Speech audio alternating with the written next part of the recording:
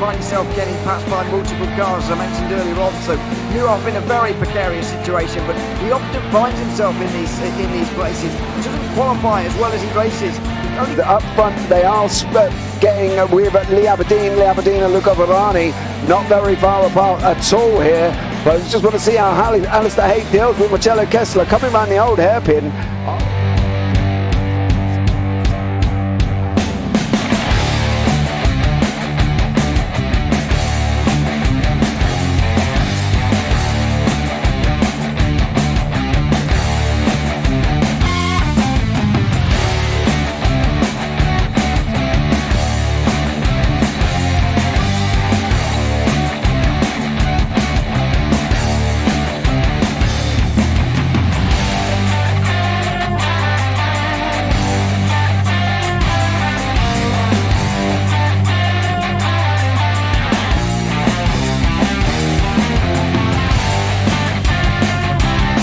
I would say it's not the best decision they've ever made, just not having done that under the safety car, really. Yeah, they're taking their pit stop strategies from Ferrari lately or something. What's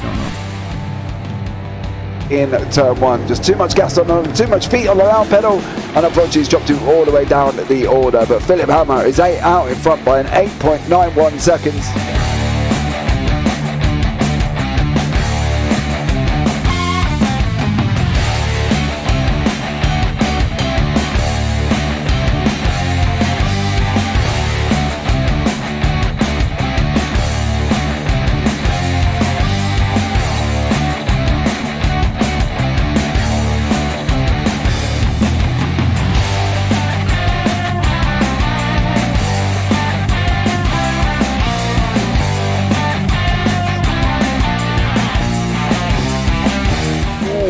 Dan Michael is a wall there, sir. And definitely doesn't want to be hitting that earlier on as well. Difficult, the understeer is in the dirty air through that final corner because it's such a long corner and you get dragged off into the grass very easily. He'll have the slipstream down towards the chicane. Peterson was briefly alongside, but that slipstream has saved him and kept him in third. Yeah, Varani now lost a little bit of time to Aberdeen, about half a second. Peterson is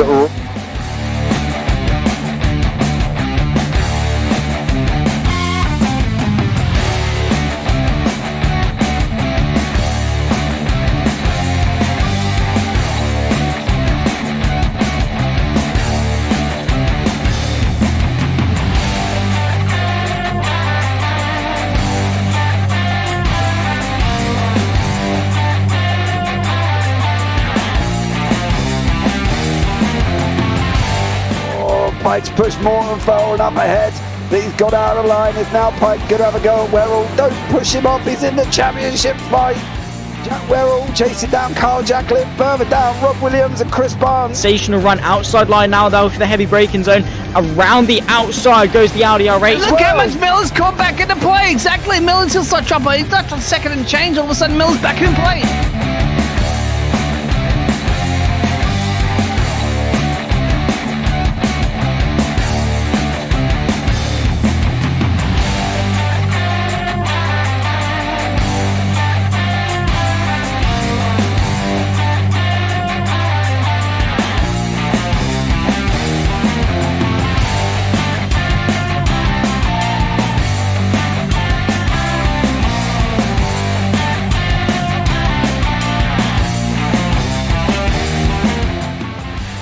On to the back end of Phil Jocelyn. So there's been a lot of movers and shakers in this first 2 laps here for race. Absolutely serious racing league. Everybody's allowed to have fun. Yeah, it's all about the entertainment. So I hope everybody is enjoying themselves out there in the chat. We know that Ron is been enjoying himself watching. The Burger King machines off into the grass a little bit there as they're really bunching up now.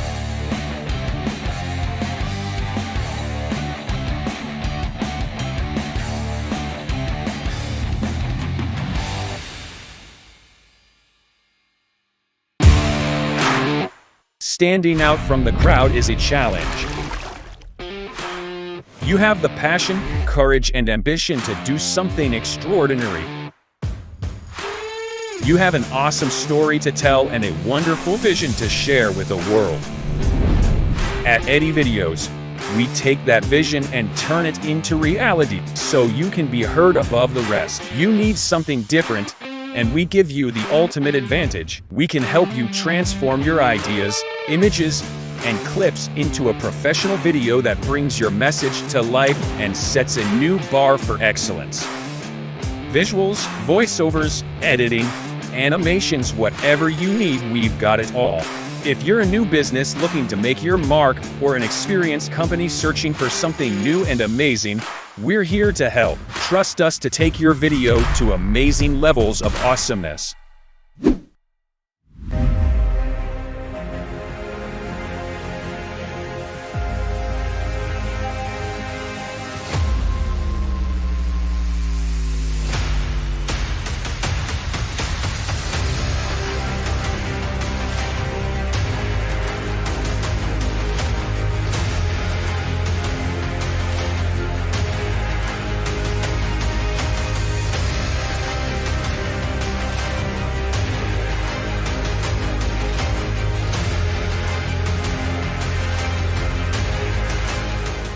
Does he have it? Medeiros is going to get it.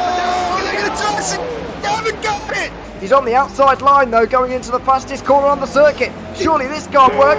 Dominic Ligner has got a sensational run outside line now though for the heavy braking zone. Around the outside goes the Audi R8. Look how much Miller's come back into play. Exactly. Miller's still such trouble. He's not second and change. All of a sudden, Miller's back in play. Can Barry do it? Big Barry's going to do it! Big Barry!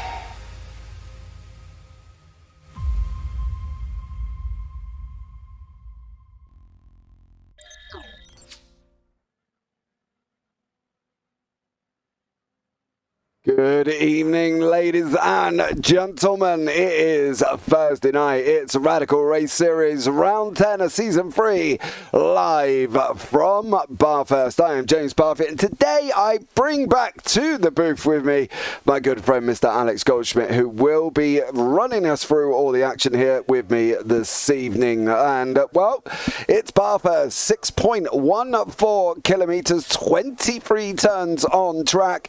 You've got the cutting, you've got the dipper, we've got the forest elbow, we have got absolutely every part of what can be world-renowned as a very difficult circuit going through that top part of the mountain section as well. Let's bring you up to date with the current championship standings with a drop week supply. John McCutcheon is out in front on 370 points with Simon Edwards on 345. Obviously John helped himself last week to Road Atlanta to 2 victories in the sprint and the feature. Did an absolutely stellar job there as well. Luke Maxwell in third on a 303 with Mike Bousson in fourth on 261.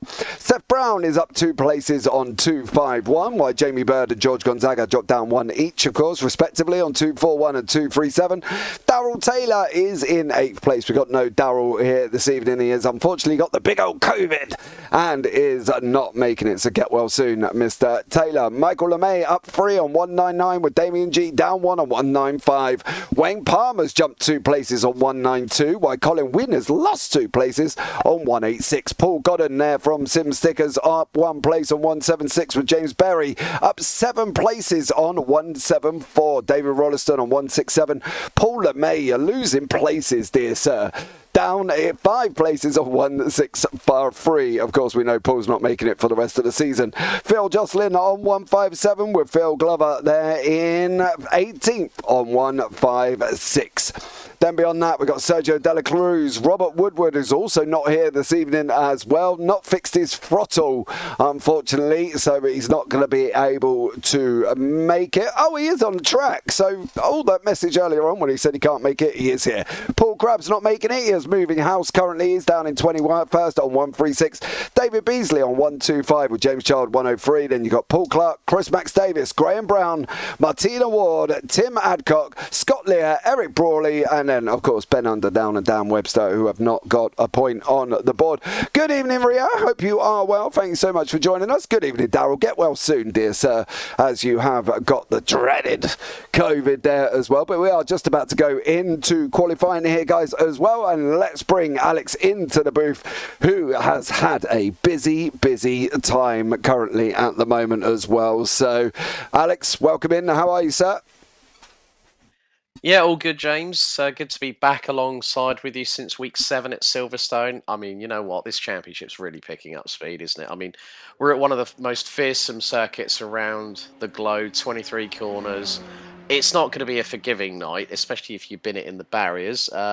Rhea Raccoon says, I'm good. Ignoring my work whilst at the desk, LMAO. That's well put there, Rhea. Good to have you with us. Yeah, I mean, it's a circuit that has been around for such a long time. It's been around in circulation for 85 years. Over the course of the past decade or so, it's just showcased some of the best global talent through the Liquid Moly Bathurst 12 Hours every January, part of the Intercontinental GT Challenge, powered by Pirelli, and also the Bathurst 1000.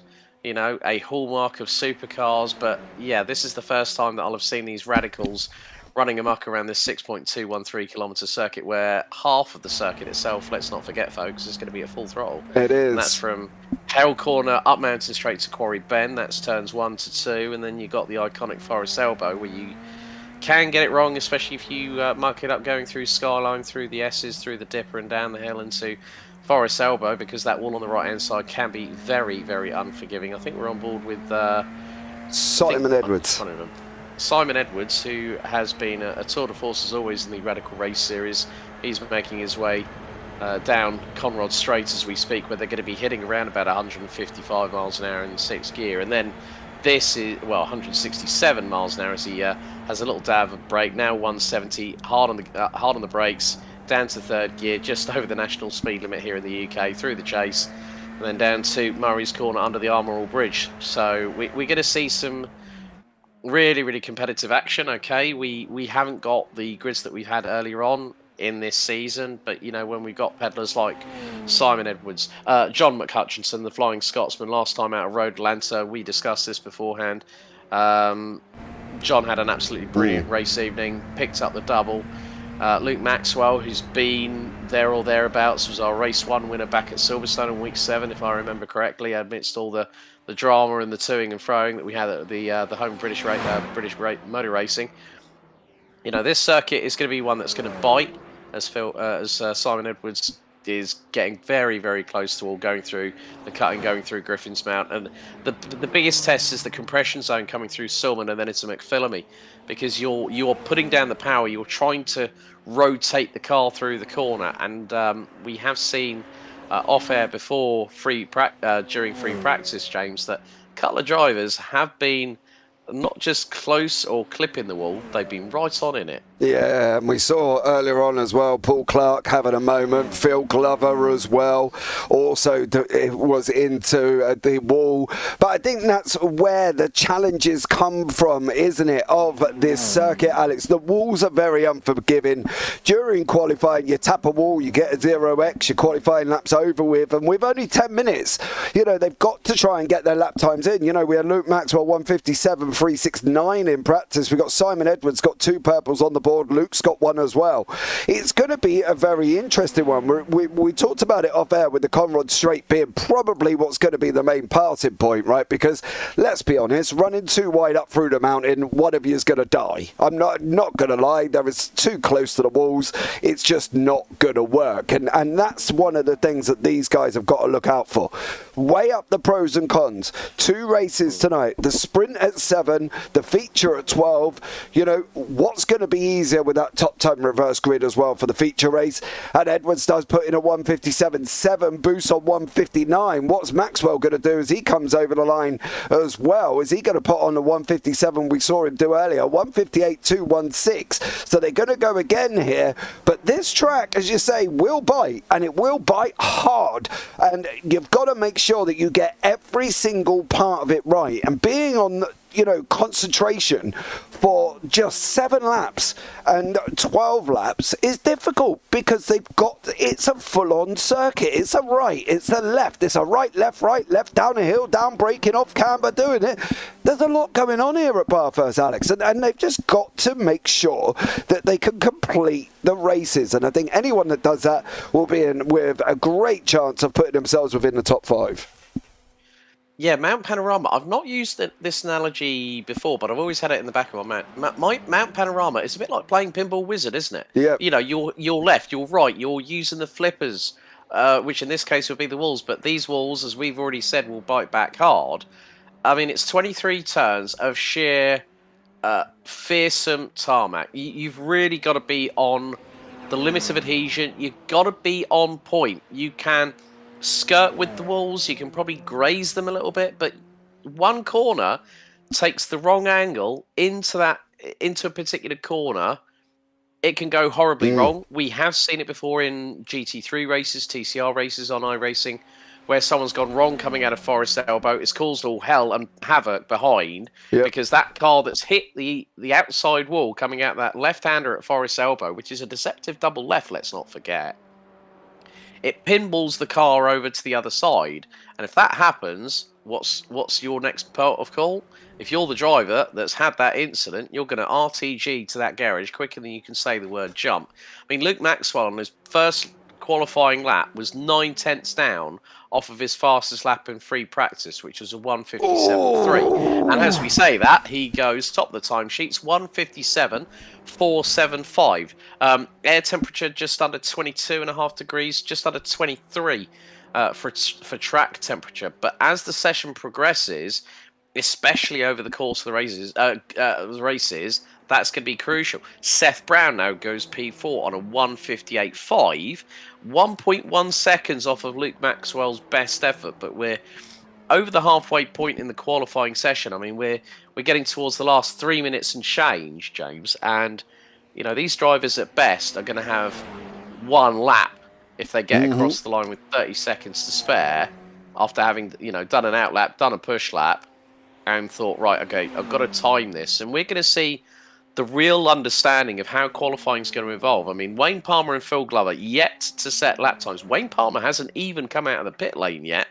Phil Glover had just completed a lap and then had returned to the pit lane. So they might have decided that discretion is the better part of valor, because we all know on a race, as we're going to now see, I think this is Phil Glover, isn't it? Now this is coming through Adam McPhillamy. Oh, he's just touched the grass going through into Skyline, into the S's, heading into the Dipper. Now, what's going to happen here? Just going to keep an eye on what happens now. I think he does another moment further down, I think, because he just goes and puts it in the pit. So maybe that was the only one he did manage to do there as well, going off track up through the mountain. But that's the thing, I think, with this. You know, most of them are on their final lap, right? Then, you know, they might just scrape across. Simon Edwards might just be able to go. No, he's done his 3 laps. That's going to be it from him.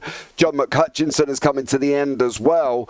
You know, Maxwell's looking strong here, and I think that's what we spoke about earlier as well.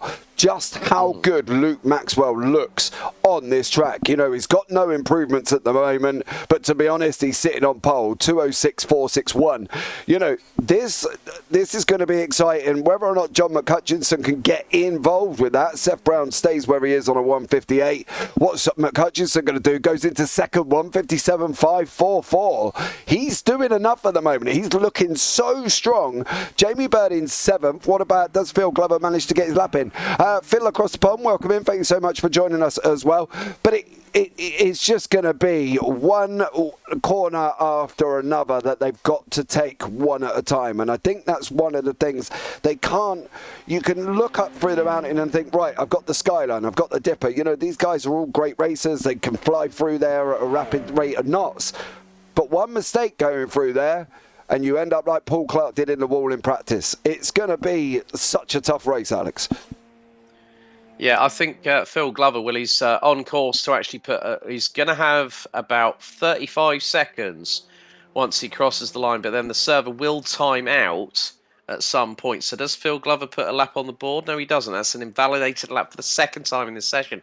So I think he's at, well, I don't think he's going to be at his wit's end, but he's going to be, I think, probably going through the cutting by the time that this session hits the checkered. And we know that sometimes when sessions progress here on iRacing, that you might think, oh yeah, I've got 30 seconds to cross the line, but then the timeout can happen anywhere between a minute to 5 minutes past the end of the session, depending on how the server's set up. So I think Phil Glover is going to try and do a top. Yeah, there we go.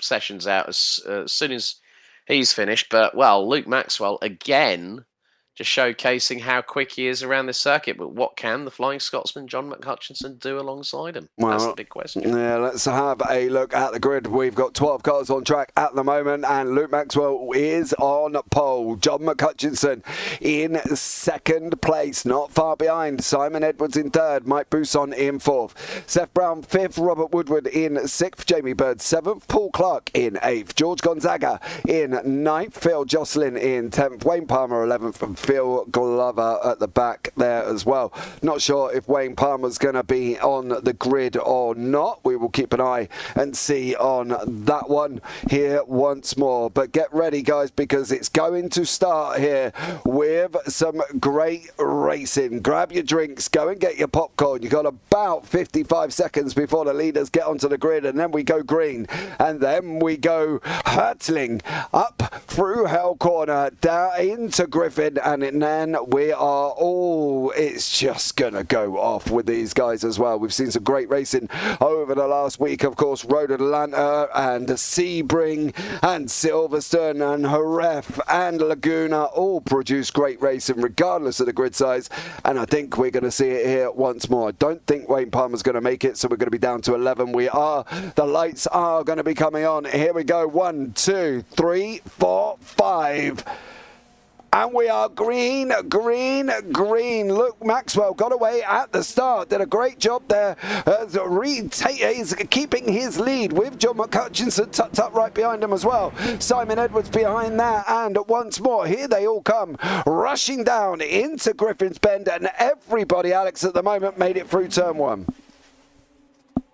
Yeah, you can certainly not win the race on the first lap, but you can certainly lose your lead if you are. But just a little bit further behind, Jamie Bird going side by side, gets through on Robert Woodward, I believe, in the number 18, going through into Quarry Bend as they go up the hill into the cutting for the first time. Very tight and very deceptive left-hander, where all those years ago Greg Murphy and Dean Ambrose had a bit of a contretemps and then had it out whilst walking out of the cockpit and telling each other what for. But Luke Maxwell already expanding a gap of nearly half a second over John McHutchinson. Simon Edwards, Mike Bousson all remain in the top four. Seth Brown holding on to fifth, but Jamie Bird making the early sort of initial moves. Phil Glover was down at the back end of the field, but because Wayne Palmer unable to start, is in 11th. But this is the tight and technical part where they go through the S's, go through the dipper, very, very millimetre close to the wall as they head through into Forest Elbow. And one of the good things is that Luke Maxwell is now going to punch it.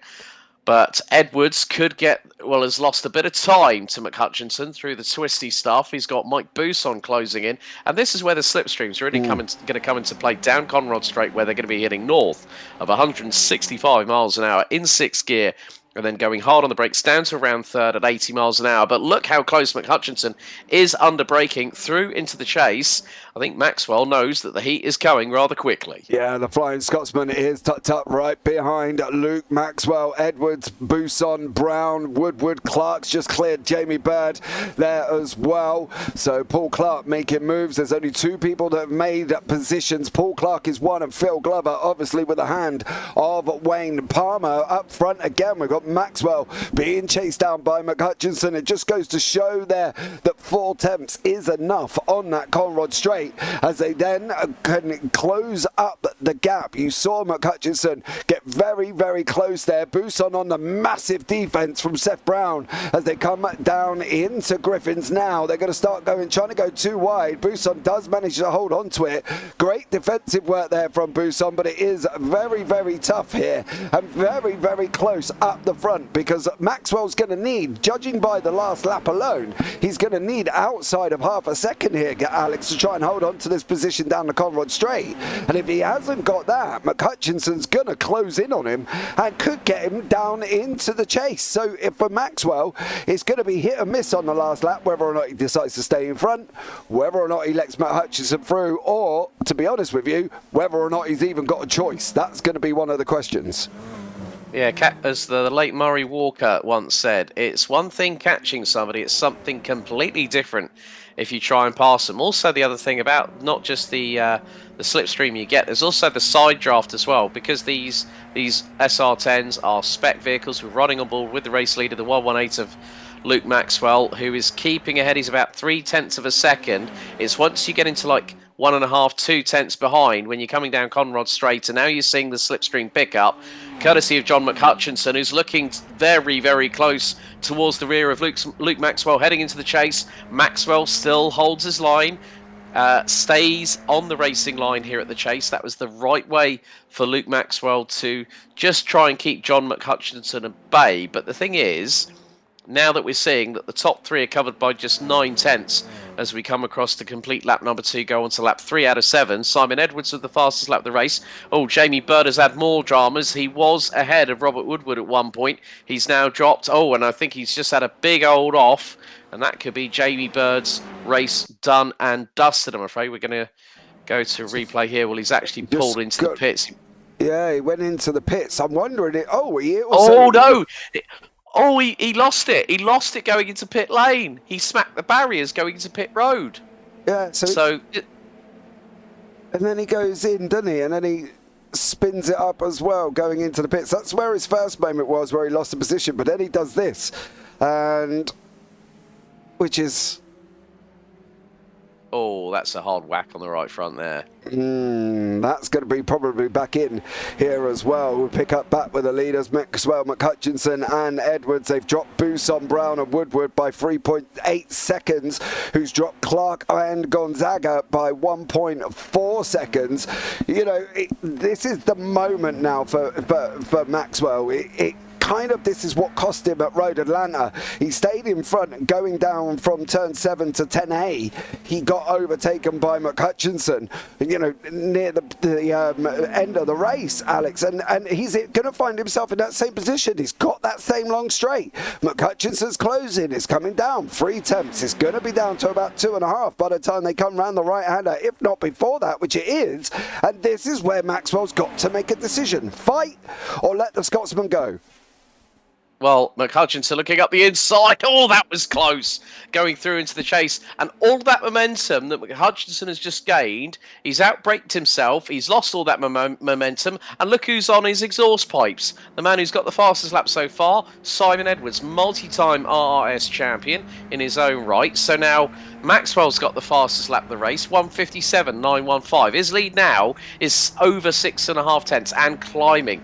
That moment John McHutchinson knew was his opportunity to get through on Luke Maxwell. But once you dive up the inside at one of the heaviest braking zones, if not the heaviest braking zone on this circuit, you are going to lose all that momentum carry because you're going to brake a little bit later. That means that the nose on the car is going to dip a little bit further forward. And what's more, you're going to slightly outbrake yourself. And it's about judging the distance between yourself and the person in front of you. But look what John McHutchinson is doing. He's closing that gap up, which is now under 4 tenths of a second. Seth Brown holding on to 5th. Robert Woodward in the very brightly coloured number 18 has got the likes of Paul Clark, Jorge Gonzaga just behind. Phil Glover has made it up to 9th now.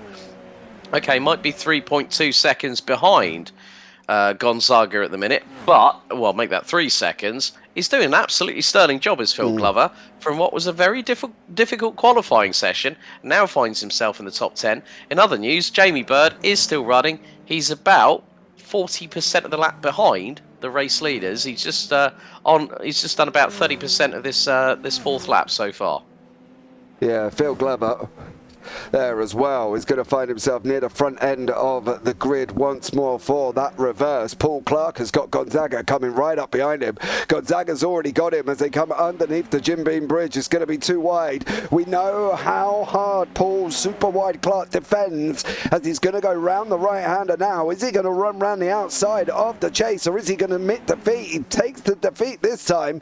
Gonzaga gets through, and that is Gonzaga up into 7th place. Seth Brown manages to hang on from Robert Woodward, and Maxwell and McHutchinson and Edwards are exactly in the same place. I do wonder if Hutch is waiting for this last lap, and that is a big risk but a big reward. And now, if he goes on that last lap and he doesn't work, is he going to kick himself that he didn't get it earlier on in the race? The other thing is, the third part of this equation, what's Simon Edwards waiting for? He's got the ringside seat. He's just waiting for everything to kick off in front of him. That's what a good racing driver of his does. But Maxwell is just making the back end of that 118 Radical SR10 as wide as humanly possible.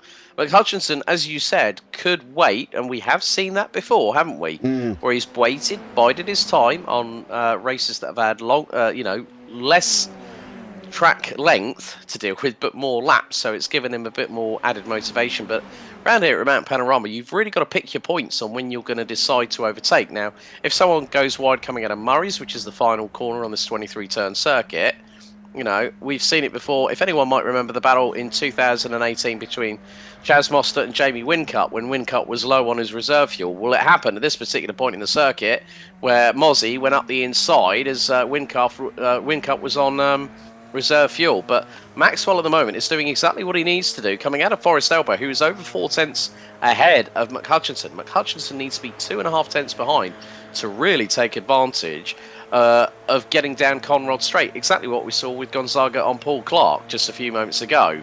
Yeah, you can see now Hutch running alongside. They're going to go too wide into the chase. He's not waited anymore. The William Wallace of the SR10 has gone and taken the lead as they're coming round onto lap 6. What is Edwards waiting for? Is he waiting just to see how this materialises? Is he waiting to try and get this situation under control on the final lap? Does he just not have the pace to stay with these guys and is being towed along on the draft? We know he loves his zero wing practically as well on these SR10s, but zero wing will get you great on the straight, but boy oh boy are you going to struggle up through that mountain section. So let's see what Edwards does. I think he could be almost a spoiler within the party of what's happening up front, because McHutchison's now got the lead and they've only got one more lap here as well that Hutch has got to hold it. Does Maxwell do what Hutchinson does and get it back this lap? Does he wait to the last one? Does he take that chance? Does he sit there thinking, I could get him, I could get him, I could get him, and then he might not get him? It's going to be very chess orientated. I think that's the word I was looking for, is chess orientated. Great game of tactics and mind games, and I think this is what could happen here. And I do wonder somewhere if Maxwell didn't fight that lead, partly because he's looking at these next couple of laps to try and get that back, but he's got to be within that range, and at the moment Hutch has pulled out nearly 6 tenths over him, and the only one who's going to be under threat is Maxwell over from Edwards, I think. Yeah, it's whether the tyres on Maxwell's car, because he was running in clean air. Sometimes you're using a lot more of the fuel and the tyres, so as you said, that chess-related game of strategy comes into play, especially at a track like here at Bathurst at Mount Panorama. I mean, look at the closing speed from Simon Edwards. He's closing, they're now going into the chase. He's not quite close enough, but he's near as damn it to get onto the coattails of Luke Maxwell, as John McHutchinson, the Flying Scotsman, is now leading us through into Murray's Corner, the 23rd turn on this circuit, as we go on to what will be the final lap, because the white flag is out. Yeah, final lap of the race. Is Edwards going to get Maxwell? Is Woodward going to get Brown? They're all still battling it out. Further down as well is Robert Woodward in that racing pointless pink livery, going to get hold of Seth Brown, who has made his mark with that bright green that you can see in the front of Robert Woodward as well. And this is how it's all going to materialise now. Maxwell still under attack from Edwards. He's losing time to Hutch. Hutch has decided enough is enough. I'm going. You two carry on. Fight it out for the final podium. Brown and Woodward, we've actually got Woodward right near us here as well. So for Brown and Woodward, it's going to be a fight down Conrod. None of these drivers are going to make this move through this mountain section because it just will not work out. And at the moment, the only one that's really under threat here, Alex, is Luke Maxwell from Simon Edwards, because I tell you what, John McHutchinson has gone bye-bye. He is off and gone, and now it's Maxwell's to hang on from Edwards. Yeah, it's just been a case that because McHutchinson was running in the dirty air behind Maxwell to his advantage in that particular side of things, and the reason being was the fact that Maxwell, as I said, was running in clean air. McHutchinson was able to save a little bit of tyre, save a little bit of fuel, and what that has now meant is that he's checked out. He's gone, bye-bye, see you later. He's done a bit of an NSYNC on that one, and he's 1.2 seconds up the road. Edwards is not going to be close enough. He needed to be about half of that gap. Needed to be further truncated, about 0.2, but McHutchinson, Maxwell and Edwards, that's where the top three are going to finish in this race. But McHutchinson, once again, is making it 3 in a row. Yeah, he definitely is going to come round the final corner now. Unless Edwards is going to have a massive dive, he's not going to get that done. Hutch is going to come across the line. 3 in a row for John McHutchinson. Maxwell comes over second again for the second week in a row in the sprint. And Simon Edwards there comes across in third. Buson's going to hang on to fourth.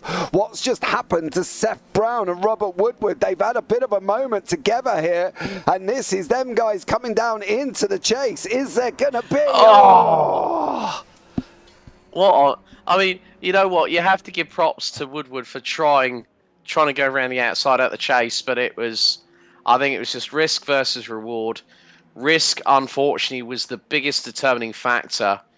Because Brown. Now I'm gonna be I'm not gonna be on the fence on this one a little bit here. Woodward was ahead. Brown, I think, lost time to him. Might have been a bit of a slipstream fest, because you could see on the second angle that we had that Seth Brown was absolutely hell bent on getting that position back, and he's just launched it, and I think he's just outbraked himself, and Robert Woodward has just been an unfortunate casualty. That's a real shame, because they were having a great ding-dong battle all the way through the race, and it just came to blows at that one. Yeah, definitely there as well. But here are the results from Heat 1. John McHutchinson in first, Luke Maxwell second, Simon Edwards third. There are your 1, 2, 3. Buson fourth, George Gonzaga in fifth, Paul Clark sixth, Phil Glover seventh, Robert Woodward down in eighth, Phil Jocelyn ninth, and Seth Brown down into 10th. Then they've got Jamie Bird and Wayne Palmer, of course, who did not start here as well. So it's been an interesting first race, very cat and mousey, I think would be the word I'm looking for, I think, as well, because they're not going to have long to go out for the warm-up. You know, they've literally barely got any time at all. You've got literally a minute on the clock here, but I think now's that top 10 reverse here. It's going to be a different story coming through the field, Alex. Yeah, alluding to your cat and mouse analogy, I'm going to say the infamous long-time classic cartoon, Tom and Jerry. There we go. Happy days. Oh, I had to get that one in, mate. You know I had to. Mate, you know, the interesting thing as well is watching some of them cartoons back, you do really wonder whether or not they would be allowed on today's TV, just because of the inclinations. Yeah. Oh, definitely. Yeah, you kind of see all these Instagram stories and TikTok reels pop up, and you're like thinking, oh, hang on, yeah, I remember seeing that when I was a kid, and now you're looking at it as an adult, and you're like thinking, oh, really? Yeah. I didn't even notice that. It's like something you wouldn't anticipate. Yeah. But yeah, I think, again, we're going to see the cat and mouse situation, but then it's also going to be the fact that John McHutchinson is going to start at the back of the reverse grid, and in front of him he's got Luke Maxwell and Simon Edwards. Simon Edwards has got basically the best advantage out of the three of them, and there's going to be that main problem of what we had in the first race, trying to get through on other people. That's going to be the biggest point in this second race, which we up the ante, we go from 7 to 12 laps, JP. Yeah, we do. Seth Brown is going to be on front row. Phil Jocelyn will be beside him. Robert Woodward in third, Phil Glover fourth, Paul Clark fifth, George Gonzaga in sixth, Mike Buson seventh, Simon Edwards eighth, Luke Maxwell ninth, John McHutchinson 10th, then Jamie Bird, and of course we know Wayne Palmer is not going to be on the grid here as well. Like the Angry Beavers clip with the saw. Yeah, there's a lot of interesting things that we don't realise now that we watch back. You know what I mean? I watched as well Rainbow, and you sit you sit back and think, yeah, Zippy Bungle and George, that's what I'm saying on that one. Yes, it's Yes, it's just very interesting. But there we go. This is what we grew up with. Here are the lights going to be coming up for race 2. 12 laps, 5 lights. Is Seth Brown going to get it off the line, or is he going to go nowhere? He does get it off the line with Phil Jocelyn tucked up right behind him there as well. Robert Woodward got off the line. Bousson has gained 2 places as well. Round the first corner they go. And Phil Jocelyn is in second with Seth Brown there, doing an absolute stellar job, broken away as much as they can possibly can. Mike Bousson and Phil Glover are running side by side. Bousson's just about to go up the inside. Edwards is up 1, Maxwell's up 1, and Bird is also up 1. John McCutcheon down 1 into 11th at the moment, Alex, as well. That's going to be very difficult for him, but currently Seth Brown leads us away. Simon Edwards already up 2 places from P8 to P6, so he's already made that far. Oh, big dramas there for Mike Bousson in the barriers off of the cutting. Oh, that is a real shame. A great performance, what happened in the sprint race, but here in the feature, he turns left into the cutting. What's going to happen here? Car just he just loses it. Loses the back end, locks up the brakes, bang, right hand side into the barriers. That's going to deserve a trip to pit lane, I'm afraid, there for the number 3. Real shame for him, but Seth Brown is away and clear. He's 1.5 seconds up the road from Phil Jocelyn, who's really having to be on his A game to keep Robert Woodward right behind him. But Jocelyn, did he just clip the barriers ever so slightly? Woodward up the inside through into second. Yeah, Jocelyn clipped the wall coming out of Forest Elbow there. Now you can see in the background where Maxwell's trying to make it past Paul Clark. Where is Simon Edwards? He's on his way down. He's just getting he's getting past Phil Glover. He's going to get him before they get into the braking zone for the chase. Edwards is through. Yeah. No, he's not. Glover's still got the inside line. Yeah, Edwards did go through there. Maxwell went past Paul Clark as well. A lot of to-in and throw-in at the moment. Further back, Gonzaga and McCutcheon are fighting out. McCutcheon's on the inside, going into Murray's. He's going to get through now as well. But John McCutcheon is up 2. Gonzaga down 3. But Phil Glover is there now with Luke Maxwell. Maxwell's going to go up the inside of Phil Glover as well. And we were talking about, he's going to be under attack from Paul Clark now, Alex, as well. Phil Glover running wide in turn 1. That was squeaky bum time right there for Phil Glover, I have to say that, to be completely honest with you. But Simon Edwards now up to P3. He's charging forward. He just did a 2-minute 5 as he is now battling with Phil Jocelyn. But they're going through into Quarry Bend, up the hill, through into this next double left here at the cutting. Just the way that Edwards has I did say he'd have the advantage in this race to get a to get a little bit further up the order. I think my premonition or prediction was to the point at the moment. Very, very true, because so far he's already made up 5 places. He's in P3. Now, Robert Woodward and Seth Brown don't have the pace to compete with Simon Edwards, but the longer they stay out in front of him, the happier they're going to be, because they'll say, well, we love these reverse grid races. John McCutcheon has just got past Phil Glover for 7th place. Luke Maxwell is up to 5th and is closing up on Phil Jocelyn for P4. There they are, just going through shot as they head down into Forest Elbow. Someone's just had a big old lock up. Oh, that's a biggie. That's a biggie. That was Woodward and Jocelyn. Oh, down into Forest. What did they do there? Oh, Woodward spun it up, and then Jocelyn, there. It looked like Jocelyn did the same thing. Oh, my goodness me. So Woodward's already spun. He was. Jocelyn was already going, Alex. He was never going to make that corner. Yeah, looked like he was a bit late on the brakes and just locked up the rears, and all of a sudden that's all she wrote. Gonzaga, in the meantime, battling away with Jamie Bird. This is the battle for P7. Gonzaga leads the way going into Murray's corner. Seth Brown, fastest lap of the race so far, 1 minute 59.535. Instantly bettered by Simon Edwards, who's now P2.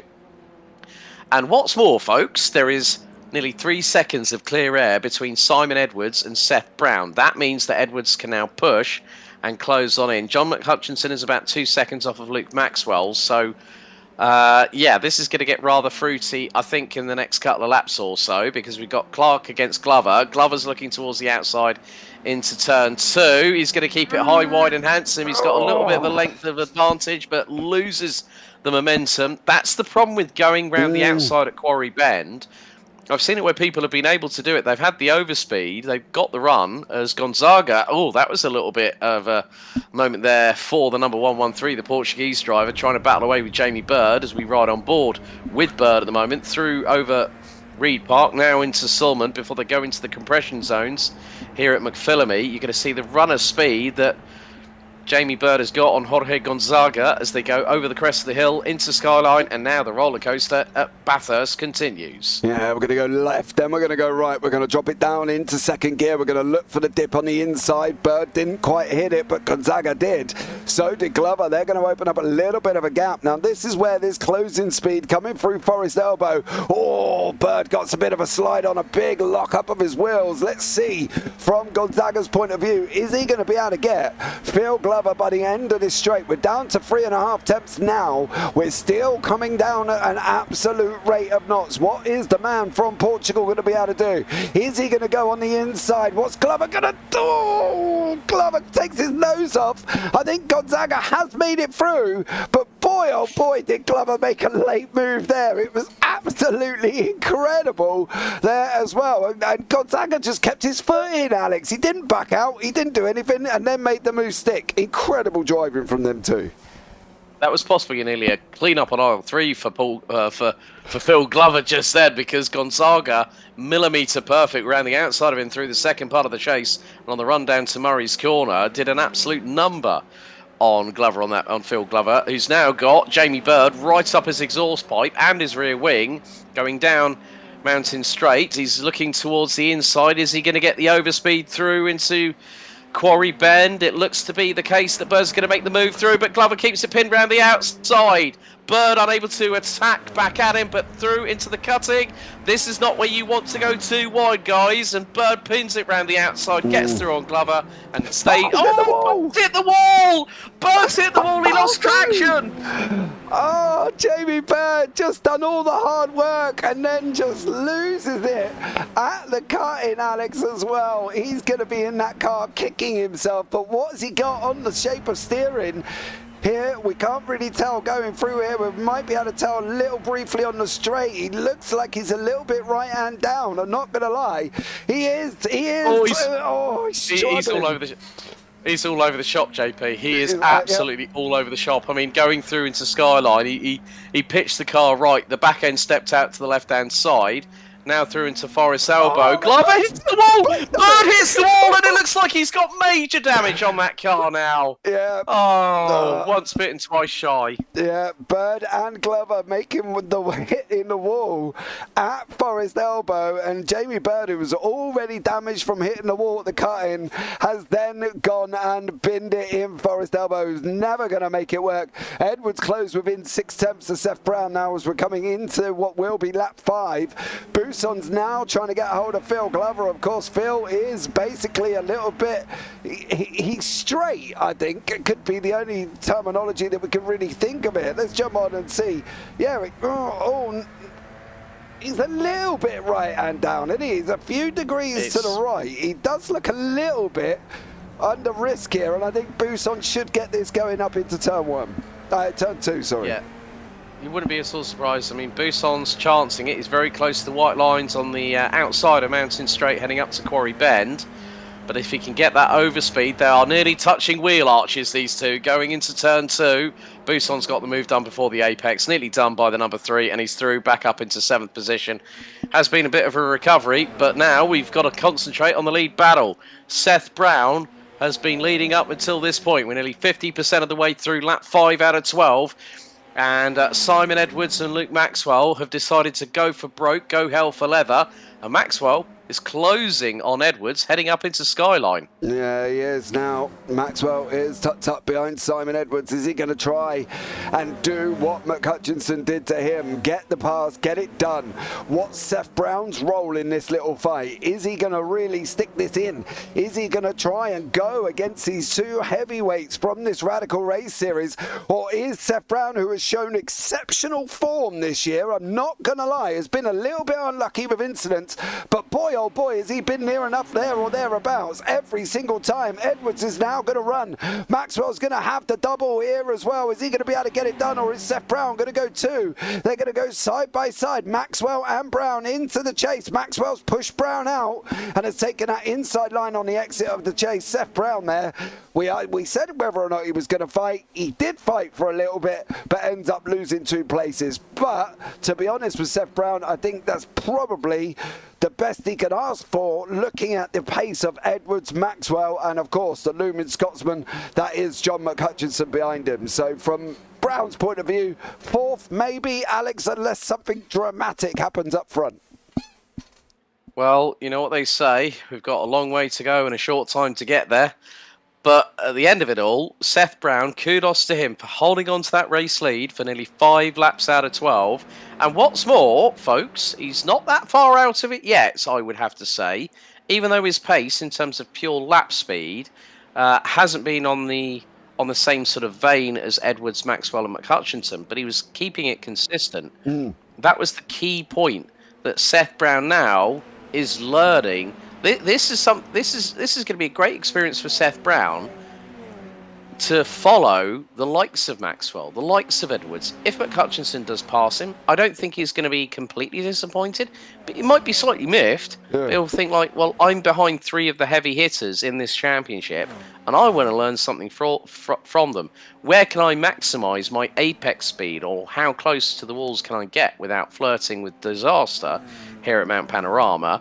That's something that he's going to learn quite a lot from here on this second race here tonight. Yeah, he has, and now McHutchinson is within that 4 tenths that he's going to need to get down Conrad Straight. Maxwell's also closing up on Edwards. He's not going to be close enough this time around. John McHutchinson is going to be close enough. He is going to take this position away from Brown. He's going to have a massive overspeed. It's job done before they've even come round the right-hander, and down into the chase they go. Is now what's Hutchinson going to be able to do, getting hold of Maxwell? 1.4 seconds. Can Brown come back at McHutchinson down into Murray's? The final corner, the final number 23. And once more we go again on to lap 8 here. And you can see we're going to have a 1-2 battle and a 3-4 battle if Brown could just stay with McHutchinson, or if Hutch shows that pace he had earlier on, Alex. Unfortunately for Brown, he's going to be dropping back, and Maxwell's going to be looking at his relative quite a lot, I would have thought. Well, in terms of the race lap delta between McHutchinson and Brown, I think it's going to be a foregone conclusion that the Flying Scotsman is going to pull away. He's 1.5 seconds quicker than Seth Brown on that previous lap. So now that he's got a bit of clear air in front of him, he can now start to push, and already he's pulled about a 2-car length lead over Seth Brown. Now, Seth Brown is one of the lowest rank. He's on a C racing license, just over 2,500 points on his I rating.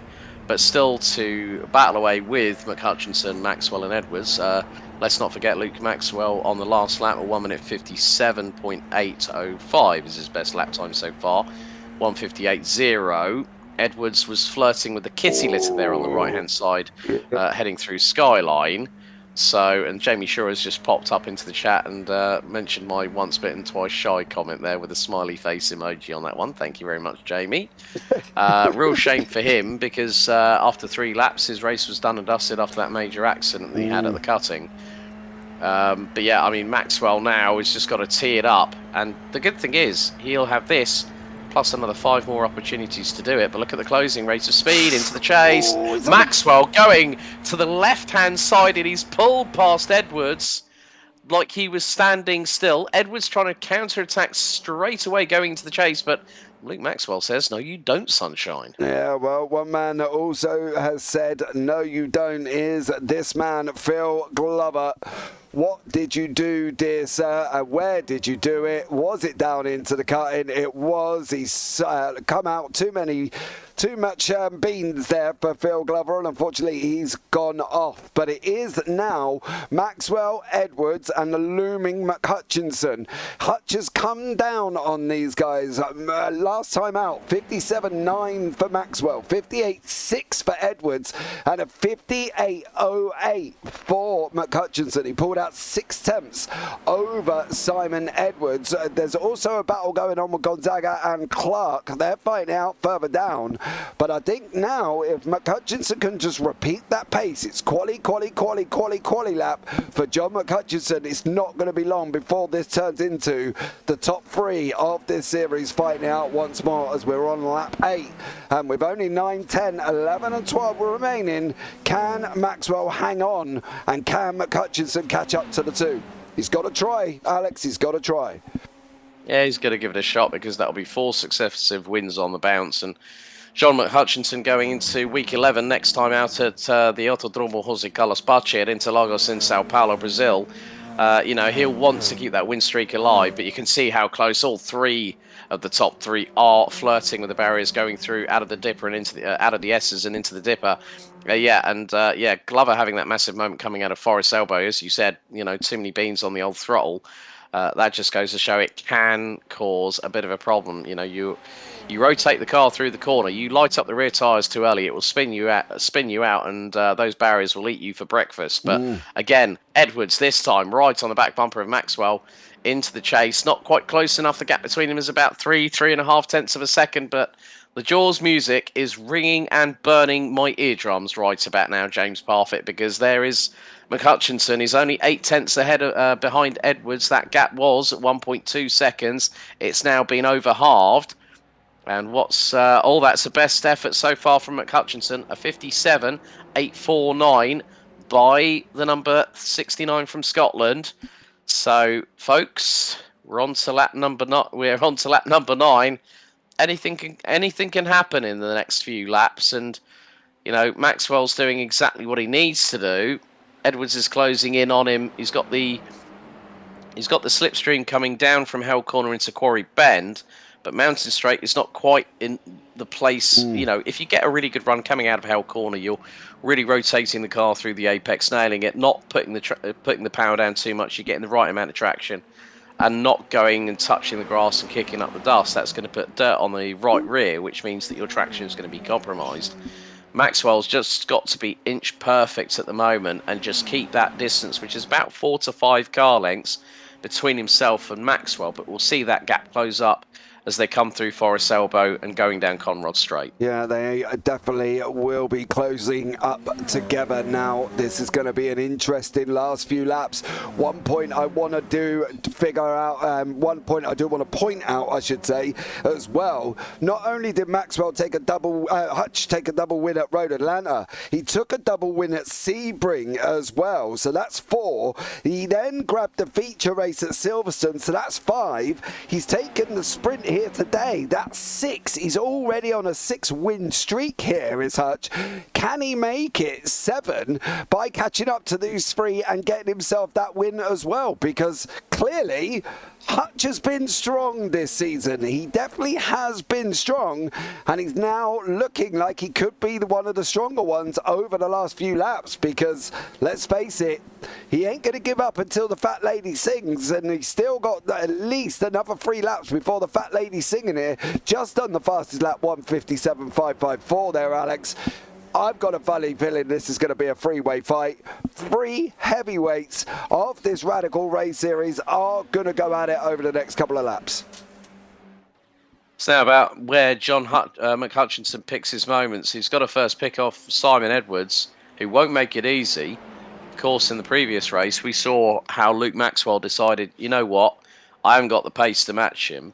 But because he's now got Edwards between himself and McHutchinson, he knows he can play the safer strategy game. And sometimes, and it doesn't always happen, that the driver out in front might decide, well, I'm not going to push at 10 tenths, I'm going to slow it down a little bit.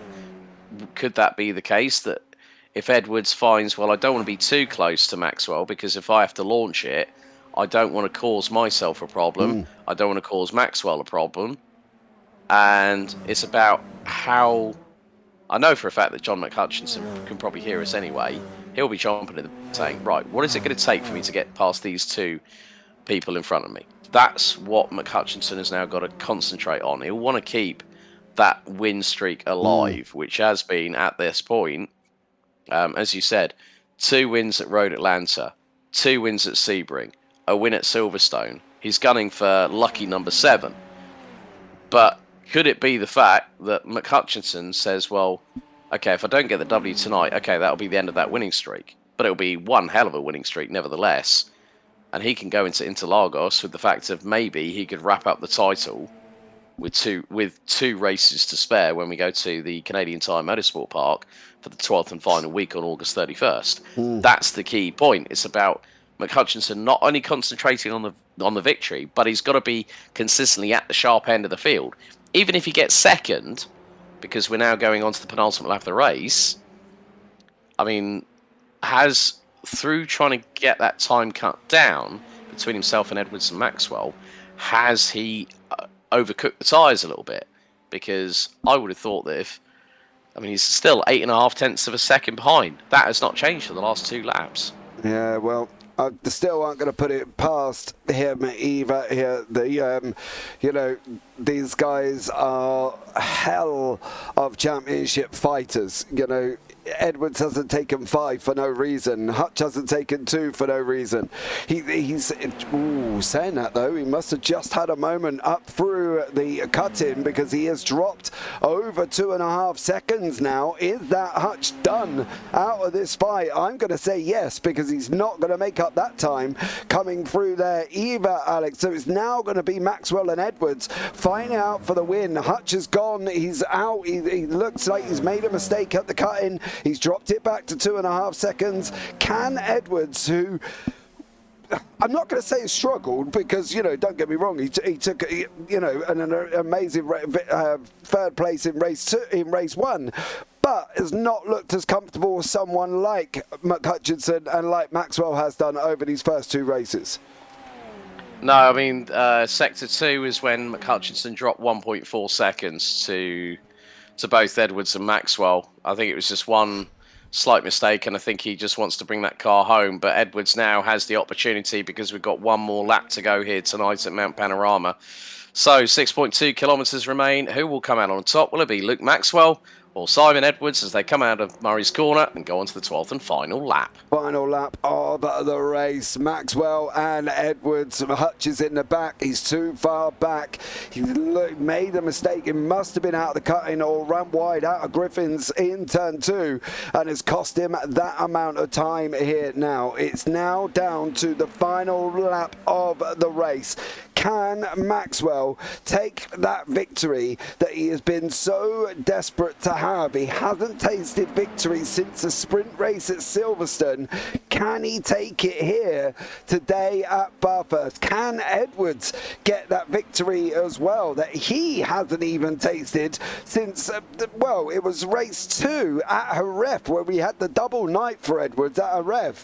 And that, of course, was literally 3 rounds ago as well. So both men have waited a long time for this race. 3 rounds from Maxwell, 4 rounds for Edwards. It's going to be a battle of who wants this now, and can Edwards stay close enough, Alex, going through this tricky section downhill through the forest and onto Conrod Straight?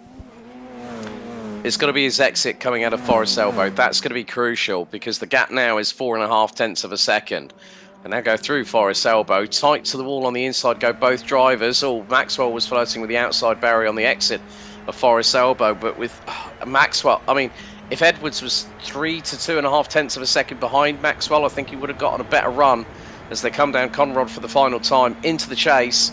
Edwards is closing. That overspeed is now starting to happen. 10.5. It's a 10th of a second. He's going to go towards the outside. He's going to go high, wide and handsome. It's going to be wheel arch to wheel arch.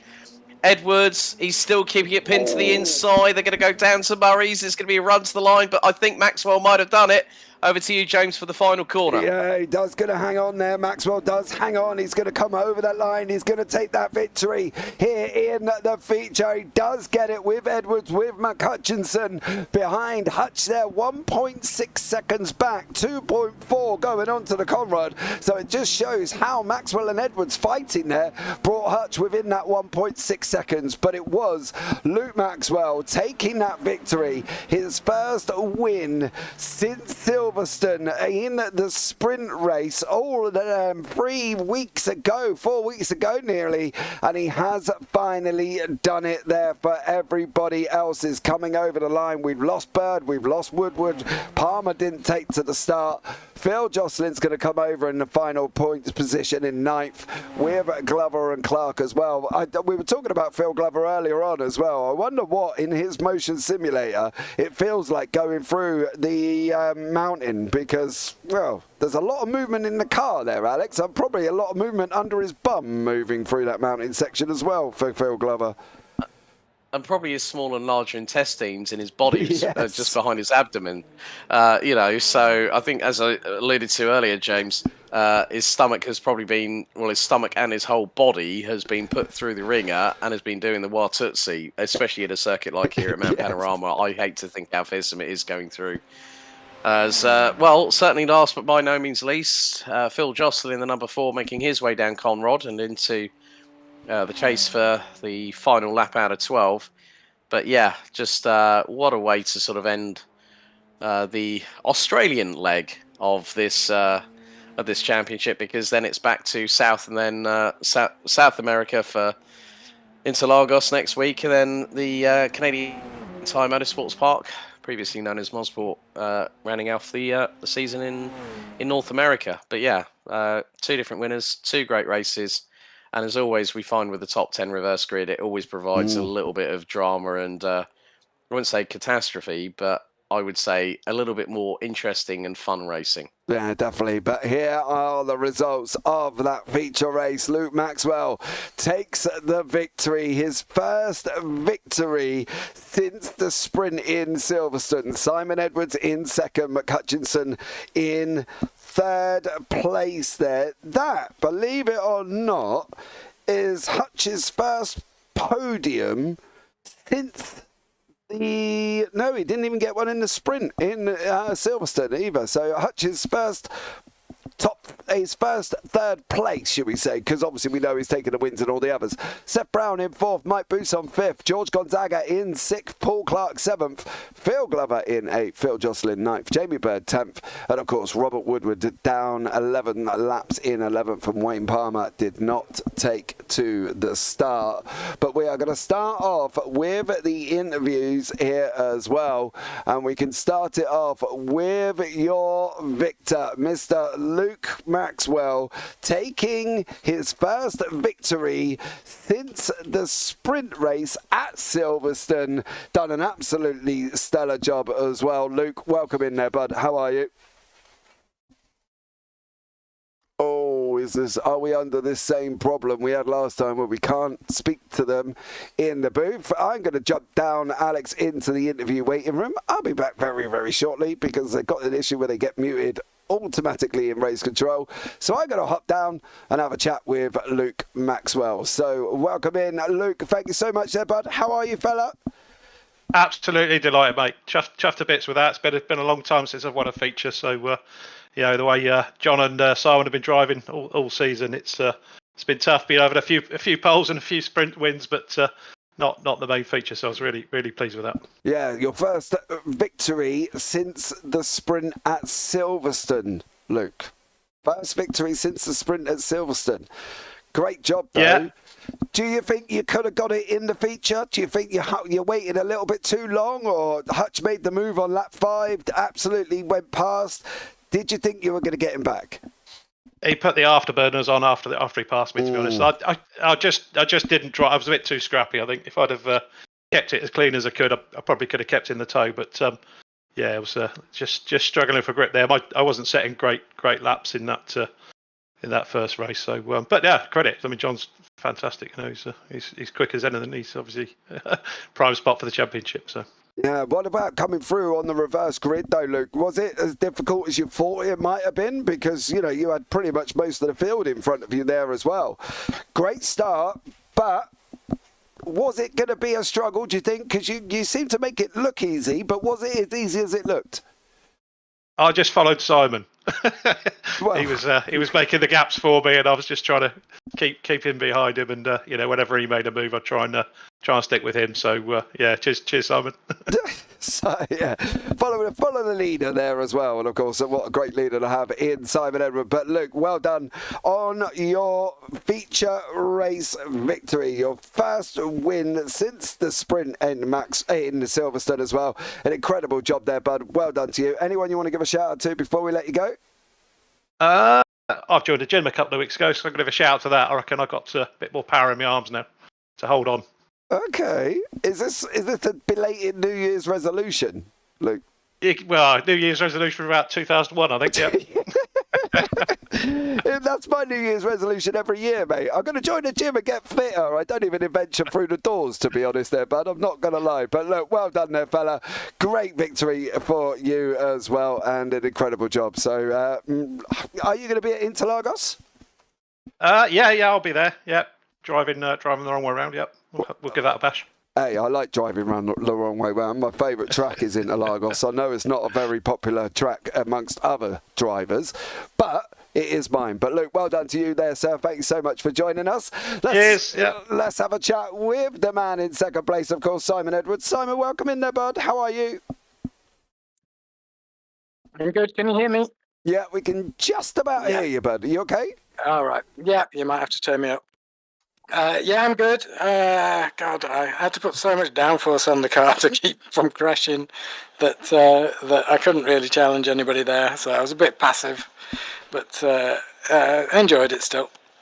We did talk about that on the broadcast, and I know you do love a little bit of a zero wing at times, and a very skinny one here. I did wonder how much you actually put on to get you through this track, because it is a different entity to some of the fast-flowing Road Atlanta Silverstones that we've been to. How much were you actually running then, Simon?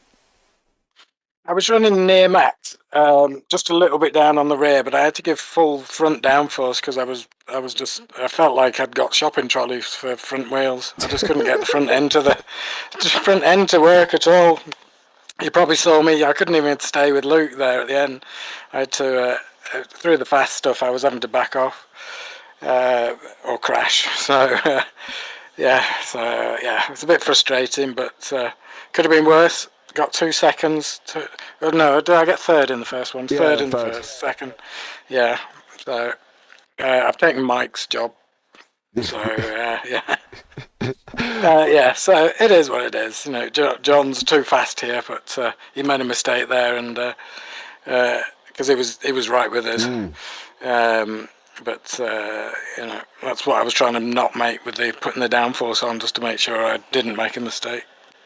And what do we think on championship hopes here, Simon? Do we think that you're still in with a shot, or do we think the Flying Scotsman is going to go on and wrap it up? What do we think for your chances, bud? Well, I think I've got a fairly good chance in the next season. No, John just needs to now one more good result, and he's done it, I think. Yeah, I think he could wrap it up at Interlagos. Yeah, so not wishing him ill or anything. So, I'm just going to drive for fun. Okay. I love Interlagos. I heard your comments. Oh yes. There are people that don't know, I'm not going to lie, but I do. I think it's a great circuit, and I absolutely love it. Simon, congratulations anyway. 2 podiums, a third and a second, mate. Stellar job for you. Anyone you do want to shout out this week? Yeah, McVitie's for chocolate biscuits kept me going through the race. The opposite of Luke. Oh, prefer a little bit of a bourbon myself, I'm not going to lie. But yeah, we'll take a chocky biscuit there as well. Simon, thank you so much for joining me, bud. It's been a pleasure as always talking to you. Yeah, you too. See you. Yeah, and now let's have a chat with the man himself, the Flying Scotsman, who we believe in one race at Interlagos could wrap up the title here and defend his championship. John McHutchinson, welcome in, dear sir. Well, that won't happen, James. Why? Well, we don't like Interlagos. Yeah, shush. See, I knew there was going to be you who would come up with it. I love Interlagos, John. It's an incredible circuit. You think it's boring, I know. I'll practice. I'll try to see if I can get faster. No, I don't. I just haven't clicked with the trick. Do you think you can wrap it up next week then? It depends on looking at Simon, I guess. I'll just do as best as I can, see where I end up. Okay. I might get lucky. You never know. I will ask one thing though. The one thing that we didn't see is what happened to you. Was it down in the cutting that you made the mistake? Yeah, I had a bit of a brain fart come round to the left-hander at the cutting and forgot to brake. Almost hit the wall, so just lucky to get round. Well, look, you did manage to finish anyway. You finished in, a win in the sprint. And now I've got to say something to you as well. That was your 6th victory in a row. You missed out on a 7th win streak in the feature race, but it was your 6th victory in a row. A double at Road Atlanta, a double at Sebring, and a feature at Silverstone. So congratulations on getting a 7-race win streak there as well. Unfortunately, it just didn't quite work out here in the feature.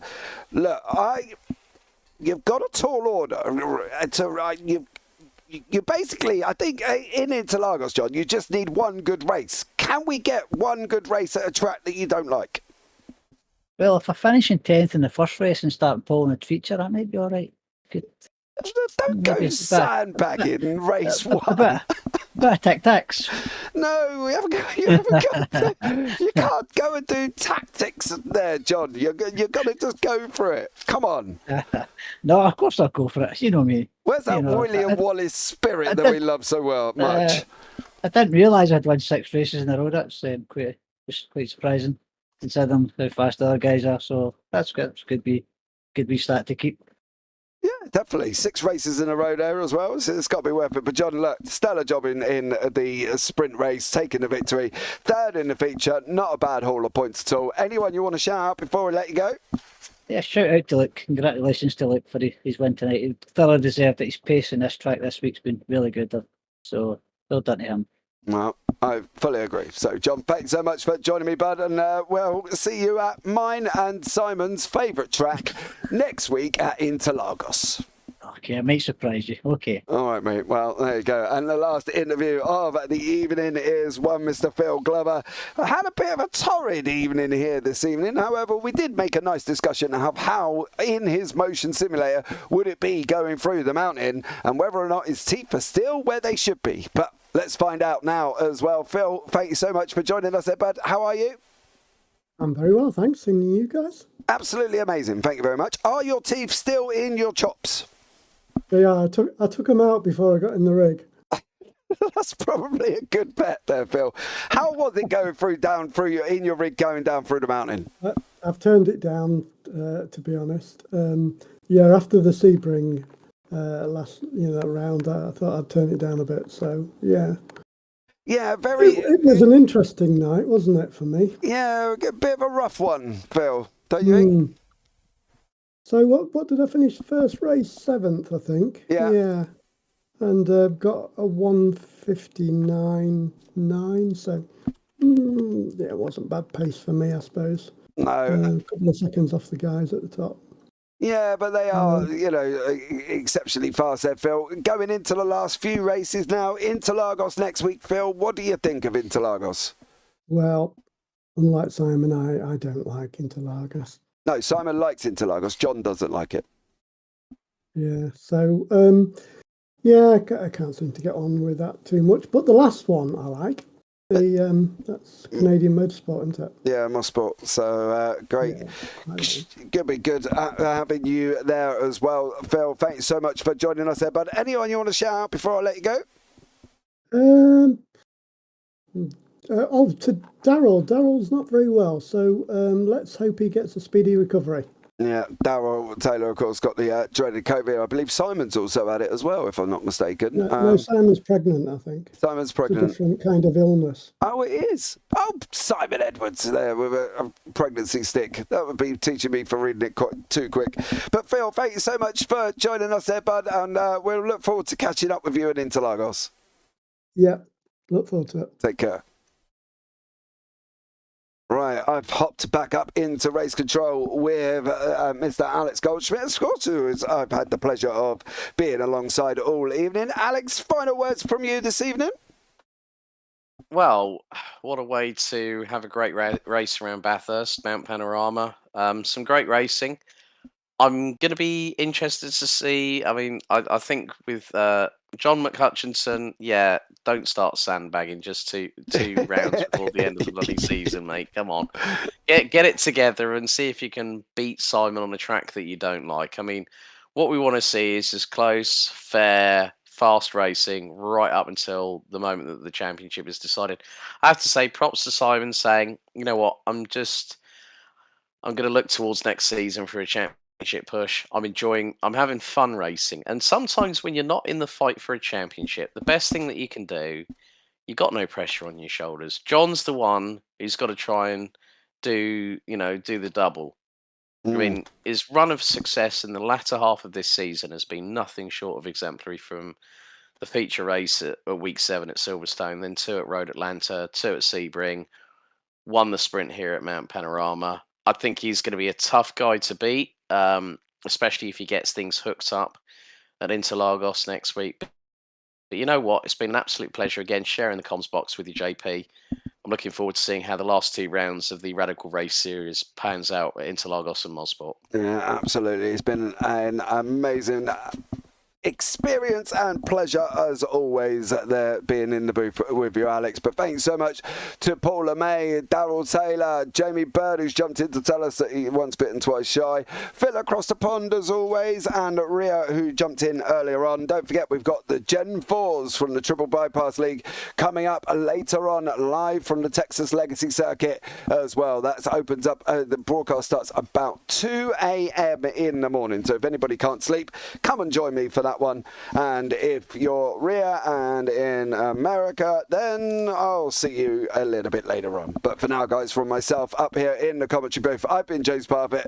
I've been joined by Alex Goldschmidt this evening. For now, though, take care. Have a great week. And you never know, we might see you on the track sometime. Good night.